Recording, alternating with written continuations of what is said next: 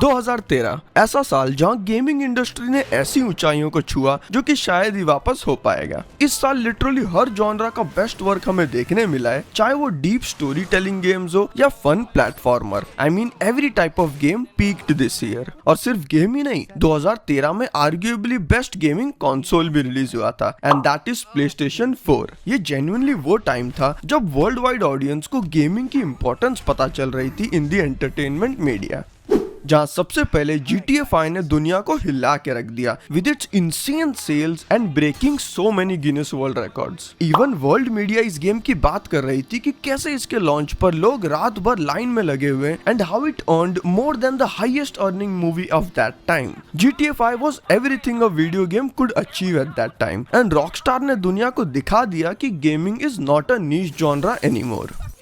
BioShock Infinite 2007 BioShock का sequel exceeded its predecessor in every way. चाहे वो great game play हो, immersive story telling हो या यूनिक विजुअल्स हो, दिस कैंपेन हैड एवरीथिंग। और इस गेम को दोनों ही तरफ से बहुत प्यार मिला, क्रिटिक्स और audience, and after so many years it's still considered as one of the greatest FPS games, जो कि गन प्ले और सुपर पावर्स को परफेक्टली मिक्स करता है and gives us a damn addictive combat.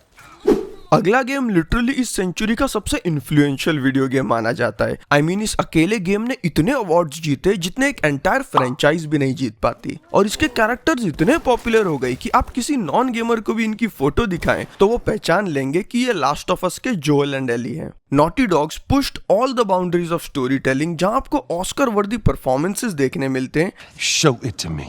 And because of that इसके release के 10 साल बाद भी हमें इतने सारे एंटरटेनमेंट मीडिया में इसका इंस्पिरेशन देखने मिलता है। Next is the reboot of the most beloved female character in gaming history, and that is Lara Croft aka Tomb Raider। हम सब गेमर्स Lara Croft से familiar हैं, and after so many years हमें इस character का एक proper reinvention मिलता है, जहाँ Square Enix ने एक combat focused cinematic action adventure game बनाया है जो कि पुराने Tomb Raider गेम्स के बेस्ट पार्ट्स को उठा के उन्हें एक्सपैंड करता है and satisfies old as well as new fans of this franchise। And इसके सक्सेस के बाद we also got 2 more games from this series, making it an awesome trilogy जो कि एक्शन एडवेंचर फैंस के लिए तो मस्ट प्ले है।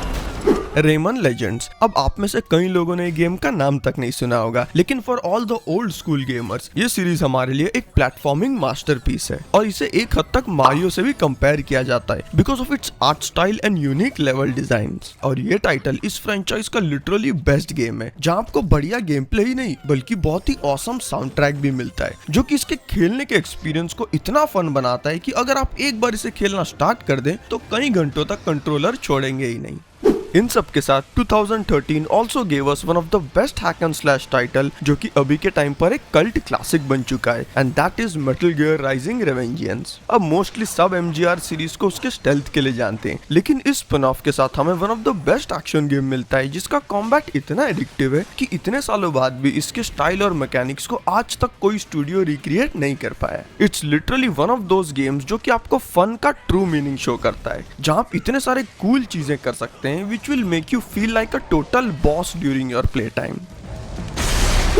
अगला नंबर है हॉरर फैंस के लिए। अब 2013 में सर्वाइवल हॉरर एक नीश जॉनरा था, लेकिन with the release of Outlast कहीं से ऑडियंस का ध्यान इस जॉनरा पे पड़ा, जहां it became one of the most streamed game by YouTubers, जिधर आपको इसके जंप स्केयर्स के some of the most funniest reactions देखने मिले थे।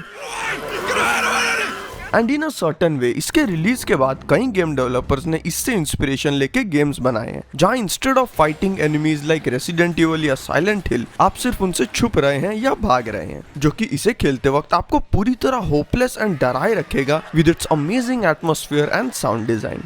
Next is one of my favorite and probably a very underrated racing game, NFS Rivals। अब मैंने इसे underrated इसलिए कहा क्योंकि जब भी हम इस फ्रेंचाइज की बात करते हैं तो सबसे पहले अंडरग्राउंड और मोस्ट वांटेड जैसे टाइटल्स याद आते हैं, और इस गेम पर लिटरली 100 आवर्स देने के बाद आई कैन से कि ये भी उन गेम्स के साथ गिना जाना चाहिए। अब अगर आप लोगों ने हॉट परस्यूट खेला हो तो आपको पता ही होगा कि हम रेसर के साथ साथ कॉप बनकर भी खेल सकते हैं, एंड उसी फॉर्मेट को यहाँ रिक्रिएट किया गया है with better visuals and sound design.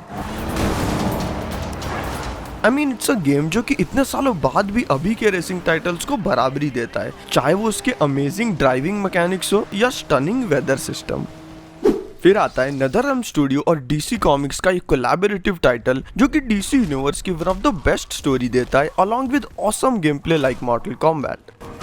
Injustice Gods Among Us की स्टोरी लाइन इतनी पॉपुलर हुई कि इस पर एक full fledged comic book series बनी, एक एनिमेटेड फिल्म बनी और ऑब्वियसली एक सीक्वल भी बना। ये अल्टरनेट टाइमलाइन आपको सुपरमैन को as an evil dictator show करता है, जहां you will get awesome character gallery जो कि अपने क्लासिक हीरोज के साथ साथ अंडररेटेड विलन्स भी देता है। एंड गेम प्ले वाइज भी इसने कई न्यू फीचर्स ऐड किए which at that time was a huge step forward in the fighting genre.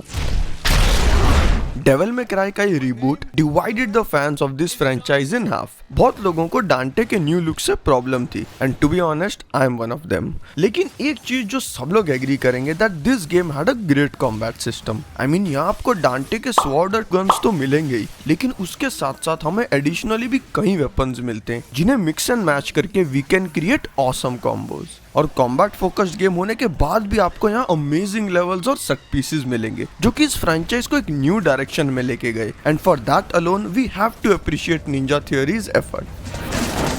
Saints Row 4, the last good game of this franchise। अब I know कि ये game Saints Row कम बल्कि कोई super hero game ज्यादा लगता है, जहाँ it's basically GTA but with super powers. और इसका यही एस्पेक्ट इस फ्रेंचाइज के ओजी फैंस को पसंद नहीं आया, but for someone like me जो कि इस टाइप के गेम्स बहुत पसंद करता है, I thought Saints Row 4 was a damn fun experience जो कि आपको गॉड लाइक पावरफुल बनाएगा where you will literally fight aliens to save the world. और इसके ऐसे ही डम्ब और ओवर द टॉप सिनेरियोज में आपको डाइवर्स मिशन वैरायटी देखने मिलेगी।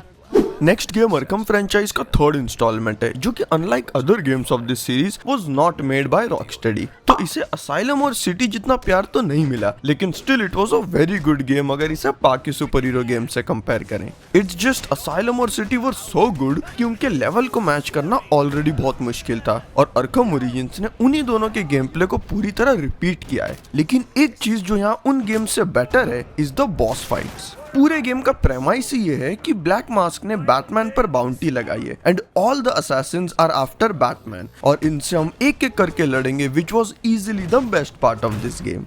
और इन सब के अलावा भी कई ऐसे टाइटल्स हैं जो कि इस वीडियो में डिस्कस करने लायक थे, लेकिन अगर मैं उन्हें इंक्लूड करने जाऊं तो ये वीडियो 1 घंटे की बन जाएगी। So let's just go through some of them very quickly. Assassin's Creed 4 Black Flag, जिसे कई लोग इस फ्रेंचाइज का बेस्ट गेम भी मानते हैं after Assassin's Creed 2। Splinter Cell Blacklist, a great stealth adventure जो कि सैडली इस फ्रेंचाइज का लास्ट गेम है। Call of Juarez Gunslingers, बहुत ही underrated FPS shooter. Brothers a Tale of Two Sons, Deadpool, Battlefield 4, Call of Duty Ghosts, Beyond Two Souls, along with classic Android games like Plants vs Zombies 2 और Temple Run 2। इन सब को मिला के मैं without a doubt कह सकता हूँ कि 2013 was literally the year for gaming, जहाँ ग्राफिकल एडवांसमेंट से लेके creativity was also at an all time high. जब स्टूडियोज अपने गेम्स को पूरी तरह खत्म होने पर रिलीज करते थे and didn't required any updates and had no micro transactions. और अगर आप मेरी बातों से एग्री करते हैं तो वीडियो को जरूर लाइक करना and do let me know which is your favourite game from 2013।